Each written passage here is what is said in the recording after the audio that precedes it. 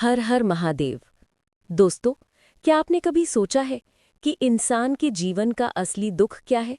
क्यों कुछ लोग अपार धन दौलत होने के बावजूद भी दुखी रहते हैं? दोस्तों, आज इस रहस्य को समझेंगे इस कहानी के माध्यम से।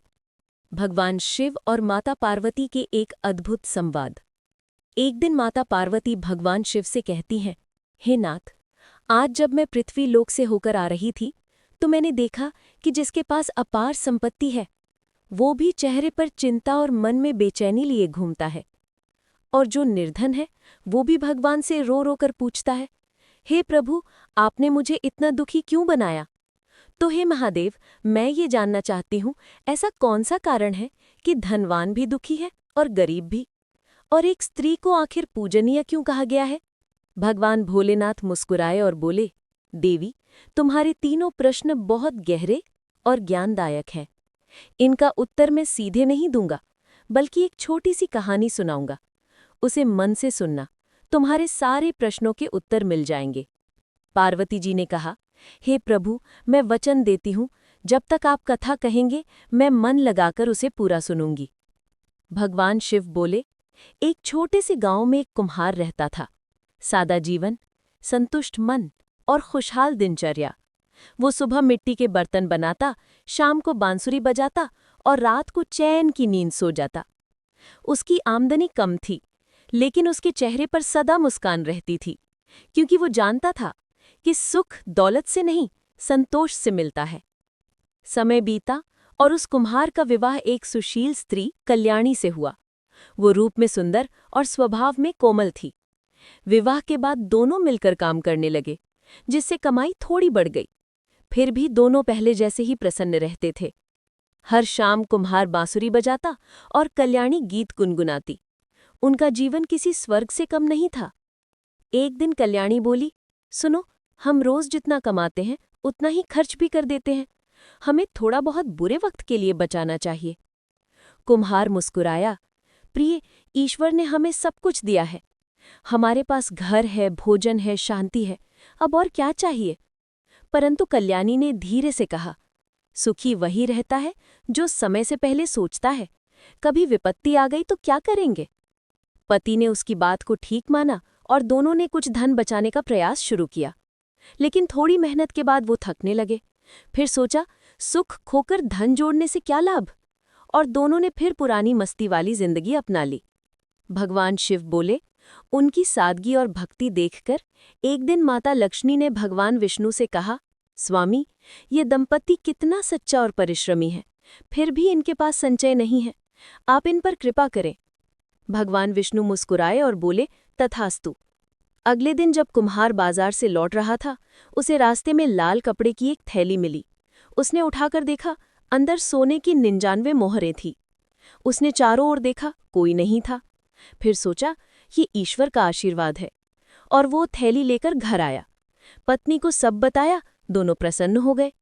कल्याणी ने कहा, इन्हें बुरे वक्त के लिए संभाल कर रख देते हैं। पर कुम्हार ने गिनकर कहा, अरे, ये तो 99 है। अगर एक और मिल जाए तो 100 पूरी हो जाएगी। बस अब एक और जोड़ लेते हैं। यहीं से उनकी चिंता की शुरुआत हुई। अब दोनों ने दुगनी मेहनत शुरू कर दी। सुबह से रात तक काम आराम का नाम नहीं, न बांसुरी न गीत, न हंसी न खुशी। उनका घर, जो पहले मंदिर सा लगता था, अब बस काम का अड्डा बन गया था। 3 महीने बीते, चेहरे पर थकान, मन में बेचैनी।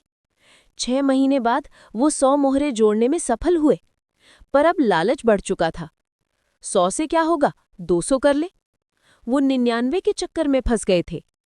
एक दिन पड़ोसन ने पूछा, बहन, पहले तुम्हारे घर से गीतों की आवाज आती थी, अब सब सन्नाटा क्यों है? थकी हुई कल्याणी बोली, क्या कहूं बहन, हम 100 मोहरे जोड़ने में लगे हैं। पड़ोसन मुस्कुराई और बोली, यही तो तुम्हारी परेशानी है, तुम 99 के चक्कर में फंस गई हो। जो इस चक्कर में पड़ा वो जीवन भर शांति नहीं पाता। भगवान शिव बोले, हे पार्वती, जिनके मन में संतोष नहीं होता, जो एक को 2 करने की लालसा में जीवन गंवा देता है, वही सबसे दुखी इंसान है। धन की कमी नहीं, संतोष की कमी ही इंसान का असली दुख है। पार्वती जी के तीसरे प्रश्न पर भगवान शिव बोले, एक बार सत्यभामा ने श्री कृष्ण से पूछा, मैं आपको कैसी लगती हूँ? कृष्ण मुस्कुराकर बोले, तुम मुझे नमक जैसी लगती हो। सत्यभामा क्रोधित हो गई। कुछ दिनों बाद श्री कृष्ण ने भव्य भोज कराया, पर हर व्यंजन में नमक नहीं था। सत्यभामा ने एक निवाला लिया और बोली, बिना नमक के कुछ भी स्वादिष्ट नहीं लगता। कृष्ण मुस्कुराए, देखा प्रिय, जैसे नमक के बिना भोजन फीका है, वैसे तुम्हारे बिना मेरा जीवन अधूरा है। भगवान शिव बोले, देवी, स्त्री भी उसी नमक की तरह है जो स्वयं को मिटाकर परिवार में स्वाद और सौहार्द घोल देती है। वो उस धागे जैसी है जो फूलों को माला बनाता है, पर खुद कभी दिखाई नहीं देता। यदि वो टूट जाए तो सारा घर बिखर जाता है।